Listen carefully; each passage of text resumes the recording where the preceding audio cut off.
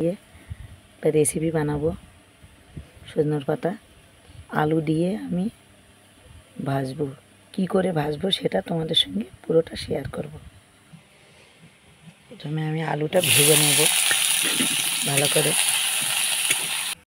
এবারে আমি তেলে জিরে দিয়ে দেবো। আলু ভেজে তুলে নিয়েছি। লঙ্কা দিয়ে দেবো একটা, রসুন কুচি দিয়ে দেবো, পেঁয়াজ লঙ্কা সব দিয়ে দেবো, গুঁড়ো দিয়ে দেবো,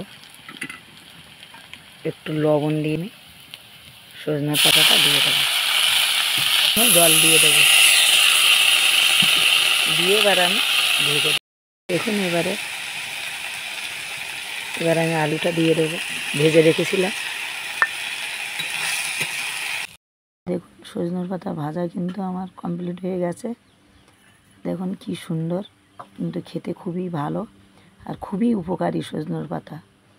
তা প্রায় গ্রামে কিন্তু প্রায় বাড়িতে আছে, আপনারা এইভাবে বাড়িতে বানিয়ে খাবেন। আর নতুন নতুন ভিডিও পাওয়ার জন্য সুচিত্রা লাইফস্টাইল চ্যানেলটি লাইক, শেয়ার এবং সাবস্ক্রাইব করে দেবেন।